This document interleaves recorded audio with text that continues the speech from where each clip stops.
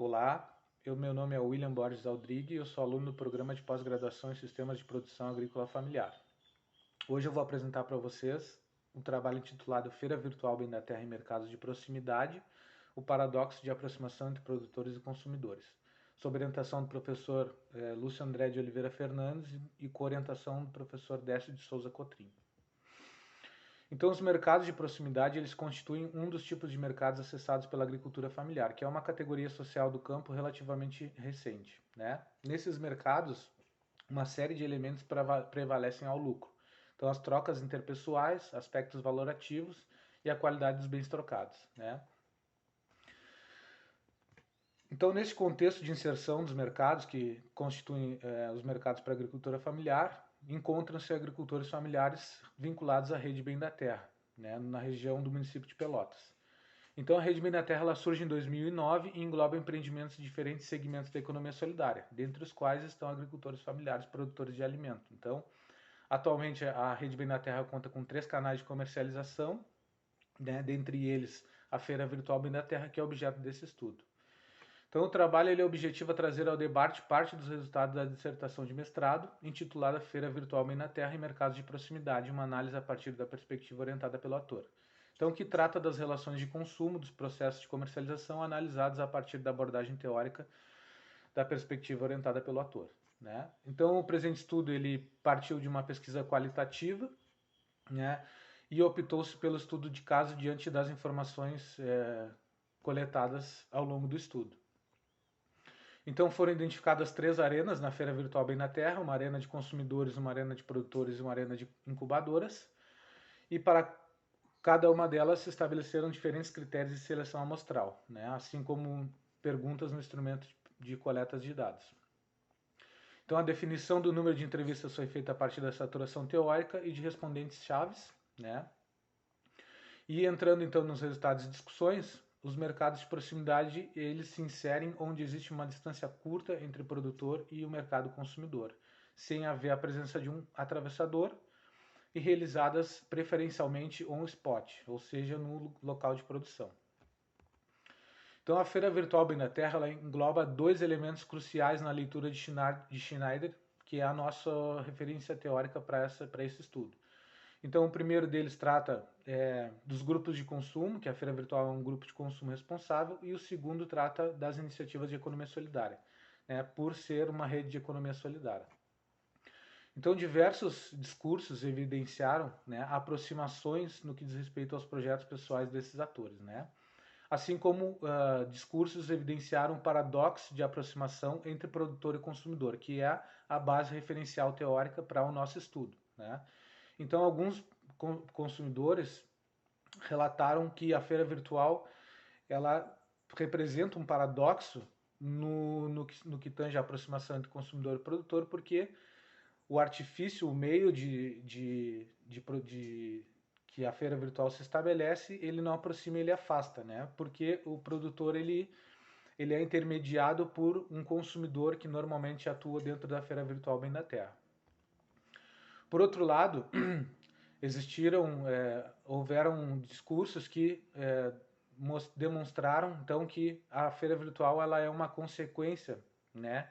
E que por isso muitos consumidores partilham da visão que projeta a economia solidária como um experimento de possibilidade de organização econômica, social, política, cultural e de futuro. Então a feira virtual Bem da Terra ela tem uma questão política muito forte envolvida, né? E apesar disso também ela se pretende por um espaço territorial.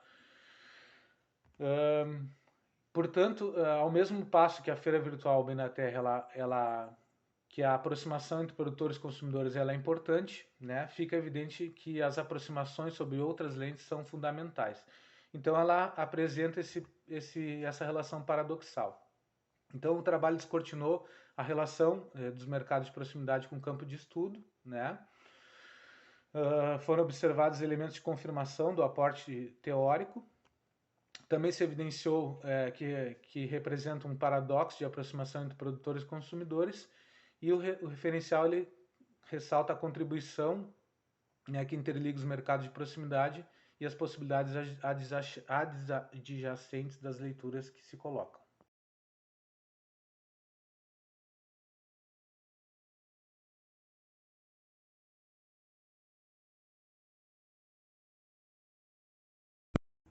Saudações a todas e todos. Eu sou Mariana Dantas, mestranda do Programa de Pós-Graduação em Direito da UFPEL e bolsista CAPES.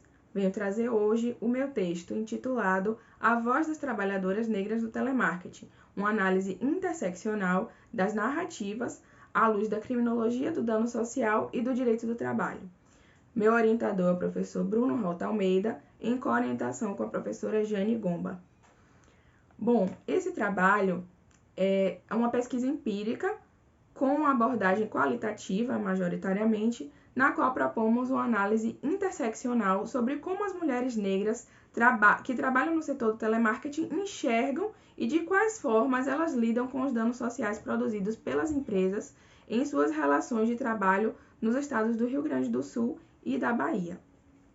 A principal questão norteadora foi concebida a partir das observações de estudo de campo realizado no âmbito de pesquisa monográfica na graduação, na qual foi possível percebermos que a maior parte da mão de obra do serviço de telemarketing é de mulheres jovens, negras e pobres. Então, esse foi um dado alarmante que nos fez pensar, como as trabalhadoras negras do telemarketing lidam com os danos sociais produzidos nas relações de trabalho e quais as respostas jurídicas ou não que elas dão a esses danos. Pretende-se, portanto, compreender as dinâmicas de dano que as trabalhadoras vivenciam e quais os processos de enfrentamento que são tomados, por elas, através da análise das narrativas delas próprias e no diálogo dos campos teóricos da interseccionalidade, criminologia do dano social, sociologia do trabalho e direito do trabalho. Como metodologia, nós teremos majoritariamente uma pesquisa qualitativa com o marcador empírico como assim a metodologia. É uma inspiração empírica. Nesse sentido, é importante a gente entender que a combinação de várias técnicas da pesquisa qualitativa trarão para os nossos objetivos muitas respostas, por isso essa abordagem é majoritariamente qualitativa. Nesse sentido, vamos fazer uma pesquisa de campo, a partir de entrevistas semidiretivas, com apoio na revisão bibliográfica e, sobretudo, com o dano social como nosso marcador teórico principal. Pretendemos também entender com análise interseccional, a partir da narrativa dessas mulheres, como elas entendem e como elas lidam com os danos sociais produzidos em suas relações de trabalho. Entendemos que o telemarketing é um fenômeno, desse mundo globalizado que nós vivemos e, sobretudo, na pandemia, nós tivemos um grande aumento do trabalho nesse sentido, o trabalho à distância com o telemarketing, as teleoperações. Então, em outras pesquisas análogas, a gente percebe que esse dado da população do setor de telemarketing, do serviço de telemarketing, é majoritariamente negro e feminino. Logo, a gente entende que são categorias importantes da gente entender. Como eu já falei, esse foi uma pesquisa que surgiu a partir de uma pesquisa monográfica da graduação e agora a gente pretende desenvolver no âmbito do mestrado. Temos principalmente o dano social como nosso objetivo e é importante entender o dano social como um objeto possível da criminologia para percebermos como os resultados das atividades das empresas podem impactar de forma muito mais danosa do que um crime individualmente concebido, Então, a gente usa o direito do trabalho com a criminologia do dano social e a sociologia do trabalho a partir de uma análise interseccional para perceber como essas mulheres vão enxergar esses danos sociais. Nesse sentido, a gente entende que é importante um debate compartilhado entre esses campos e, apoiado na fonte bibliográfica, pretendemos compreender com essas entrevistas semidiretivas, privilegiando a narrativa das trabalhadoras como nossa principal fonte. Eu gostaria de agradecer a atenção de todos e desejar um bom evento. Tchau, tchau!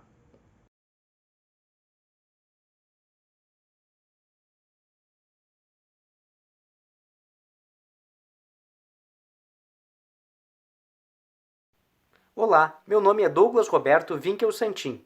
Sou mestrando do Programa de Pós-Graduação em Direito da Universidade Federal de Pelotas e membro do GECOM, Grupo de Estudos e Pesquisa em Direito do Consumidor, o qual, vinculado à Faculdade de Direito da UFPEL, tem por foco a promoção da proteção dos consumidores. A presente pesquisa, intitulada Da inadmissibilidade de limitação de tratamentos de pacientes com transtorno do espectro autista pelas operadoras de plano de saúde, uma abordagem a partir da hipervulnerabilidade da pessoa com deficiência consumidora, está em desenvolvimento no âmbito do GECOM e sob a orientação do professor Dr. Fernando Costa de Azevedo. Trata-se de estudo que visa abordar a questão da limitação de tratamentos de pacientes com transtorno do espectro autista imposta pelas operadoras de plano de saúde e verificar se essas limitações encontram ou não conformidade com a ordem jurídica brasileira, notadamente diante do princípio fundante da dignidade da pessoa humana, do direito fundamental social à saúde, do princípio da não discriminação, do princípio da proteção da confiança e, especialmente, da posição da pessoa com deficiência enquanto consumidor hipervulnerável. Com efeito, o transtorno do espectro autista ele é um transtorno do neurodesenvolvimento caracterizado por dificuldades de comunicação, interação social, bem como pela presença de comportamentos repetitivos ou restritivos. Isso em linhas gerais. A intervenção precoce e o tratamento multidisciplinar, por terapias multidisciplinares, são indispensáveis ao desenvolvimento e à qualidade de vida da pessoa diagnosticada com TEA. Nada obstante, as operadoras de plano de saúde adotam cláusulas e práticas visando restringir estes tratamentos terapêuticos por razões econômicas e que são necessários ao desenvolvimento das pessoas com autismo. Tema que é objeto de debate já dos tribunais superiores, notadamente do Superior Tribunal de Justiça e do Supremo Tribunal Federal. De outro aspecto, há a questão da omissão regulatória da Agência Nacional de Saúde Suplementar no estabelecimento de marcos normativos mais claros e protetivos dos usuários de plano de saúde com TEA. Nesse contexto, o presente estudo busca estabelecer a relação entre usuários de plano de saúde enquanto uma relação, e as operadoras, enquanto uma relação de direito de consumo, submetida ao direito do consumidor, e a caracterização da pessoa com transtorno do espectro autista enquanto um consumidor hipervulnerável, né, dado que é vulnerável por ser consumidor e simultaneamente também é vulnerável por ser pessoa com deficiência e não raras vezes no contexto prático, dada a importância do diagnóstico e tratamento precoce, esses usuários de plano de saúde em questão são também crianças, dado aí uma terceira camada de vulnerabilidade então. No aspecto metodológico, a pesquisa segue uma abordagem hipotético-dedutiva, com recorte qualitativo necessário, valendo-se das técnicas de investigação empírica, notadamente a análise de jurisprudência dos tribunais, e documental, né, a análise de textos normativos e dos textos doutrinários mais pertinentes. A pesquisa proposta apresenta significativa relevância prática e acadêmica, dado o enorme contingente de pessoas com transtorno do espectro autista alijadas de tratamento adequado e, portanto, a necessidade de construir-se referencial doutrinário e ferramental técnico-jurídico para fazer frente às práticas abusivas dos planos de saúde e, assim, permitir o adequado atendimento desses pacientes. De outro aspecto, aqui, no âmbito da importância acadêmica da pesquisa, se destaca o pouco desenvolvimento dos temas relacionados à proteção do direito à saúde e do direito das pessoas com transtorno do espectro autista, enquanto usuárias de planos de saúde, e especialmente sob este viés da hipervulnerabilidade desses consumidores. Por esses aspectos, assinala-se o caráter inovador da abordagem dada e a originalidade do tema pesquisado. E assim também se destaca a conexão do trabalho que está em desenvolvimento com o papel social que se espera de uma pesquisa desenvolvida no âmbito da Universidade Pública Brasileira. Muito obrigado.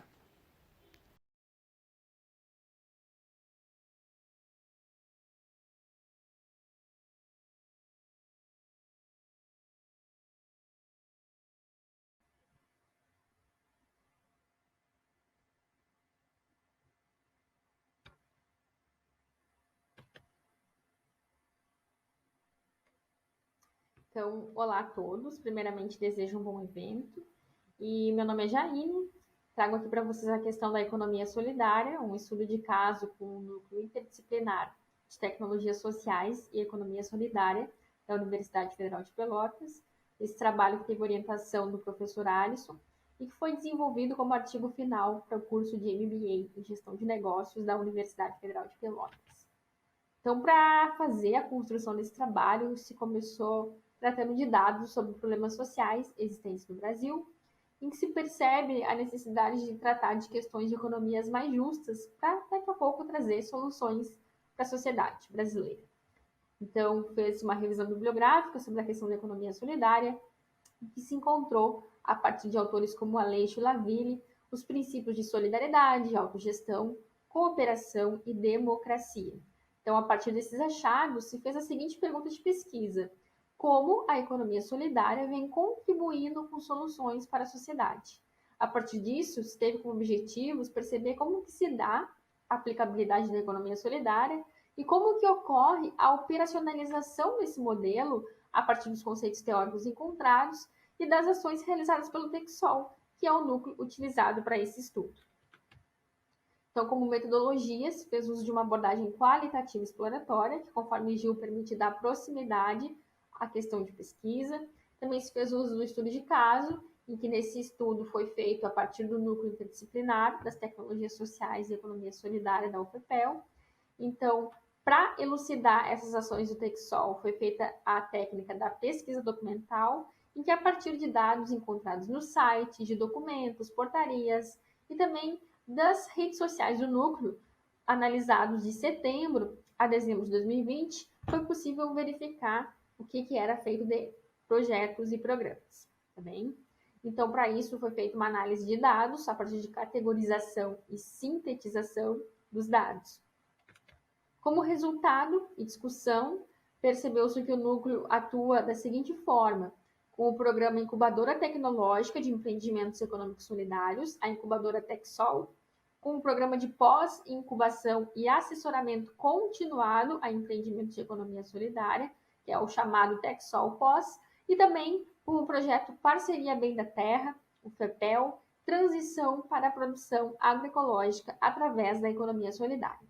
Então, a partir da análise, se percebeu que os princípios da economia solidária, que foram encontrados e citados lá no início, como a democracia, a cooperação, a autogestão e também a solidariedade, estão presentes nessas ações desenvolvidas pelo núcleo e que também, de alguma forma, contribuem, para buscar uma igualdade de posições no domínio social e político, como uma forma de resistência à sociedade de mercado, em que se percebe que deve predominar o interesse comum sobre o interesse particular. Aqui eu trago também algumas fotos das ações que são realizadas pelo núcleo e deixo como considerações o que foi achado, a partir dessa pesquisa. Então, foi permitido identificar os principais princípios que norteiam a economia solidária e também relacionar com os objetivos da pesquisa, identificando as aplicabilidades e como isso pode gerar soluções para a sociedade. Percebeu-se também o impacto positivo de atuação do núcleo, e da universidade, que consegue dar suporte teórico com cursos de formação para os envolvidos no projeto, mas também suporte técnico para essas ações que são desenvolvidas através dos seus grupos de trabalho, que de alguma forma permite fortalecer a economia local através de apoio técnico, científico e formativo. E como essa pesquisa se deu através apenas de análise documental, se percebeu a necessidade de expansão dela a partir de entrevistas com os atuantes do núcleo para fim de dar mais aprofundamento para os achados que foram encontrados. Por fim, deixo aqui para vocês as principais referências utilizadas para a construção dessa pesquisa. Agradeço a atenção de todos e desejo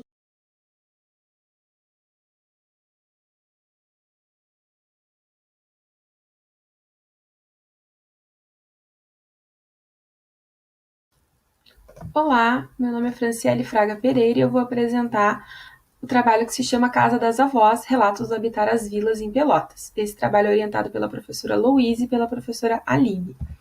Bom, esse trabalho é um recorte maior, da minha pesquisa de mestrado, que vai estudar então as vilas e as casas de catálogo. Essas residências foram construídas principalmente na década de 1920 na cidade de Pelotas e elas incorporam já na sua concepção novas infraestruturas de água encanada e de recolhimento de esgotos. Elas têm uma característica marcante, né? Que é os jogos de volumes, os telhados aparentes e a sua implantação em meio a um jardim. Aqui eu coloco uma imagem para ilustrar um pouco essa arquitetura. Esse trabalho ele contou com uma grande pesquisa documental, iconográfica, de fotos, de jornais, mas ele trouxe também uma parte, né, de entrevistas com moradores, moradoras e ex-moradoras dessas residências, a fim de entender um pouco como era habitar esses locais, né? Como eram habitar essas residências. Foram 10 entrevistas individuais, em duplas, né? E aqui eu trago alguns destaques nesse pequeno trabalho sobre os relatos das avós, né? Que refletem muito, né? Os seus relatos pessoais refletem muito sobre as suas habitações. Bom, a interlocutora VM começa a me contar um pouco sobre os almoços de domingo na sua casa, né? Então ela fala, eu faço almoço, vem todo mundo, ou eles me ligam, estão chegando, né? E eu corro para fazer almoço, para abrigar todos, né? A minha casa é assim, é isso que ela diz. Já a interlocutora LM tem uma outra percepção. Ela já diz assim, bom, inclusive, eu não sei se estavam me visitando ou se tinha que fazer tempo para ir para outro lugar. Eu não sabia se era visita de netinho para a vovó ou se tinham que fazer tempo. Porque todo mundo mora longe do centro, né? E aqui é perto do centro. Essas casas pedem também algumas exigências de manutenção, como, por exemplo, a interlocutora VM me fala sobre as janelas da sua casa.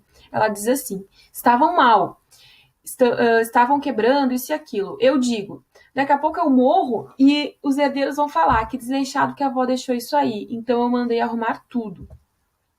Esses relatos transparecem em outras entrevistadas também, como por exemplo a interlocutora LM, que ela me fala assim, mas eu acho, minha filha, que o dia que alguém quiser comprar isso aqui, vai comprar o terreno, vai botar a casa abaixo e fazer um edifício.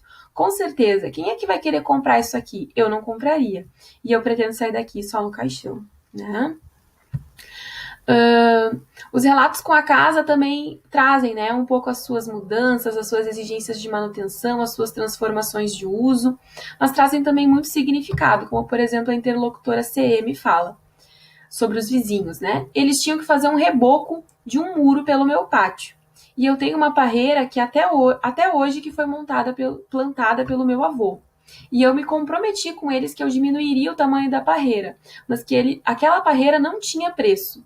Então, eles teriam que fazer todo o reboco com todo o cuidado do mundo com relação à minha parreira, e assim eles fizeram. Bom, a interpretação que a gente tira a partir desse estudo é que a casa é um objeto com significados muito fortes para os seus habitantes. Ela representa o ninho familiar, o ponto de encontro, né, o lugar de união da família, né? As falas dessas interlocutoras refletem muitas transformações das suas vidas, né? Então a casa se transforma quando chega um habitante novo, né? Ou quando alguém morre, né? E essas falas refletem também muito a preocupação e o cuidado que essas entrevistadas têm com este bem, pensando no que vai acontecer depois da sua morte. Nesse sentido, o objeto, que é a casa, né, assim como suas donas, ele se modifica, se transforma, buscando abrigar e acolher todos os familiares. Era isso que eu tinha para falar hoje. Muito obrigada.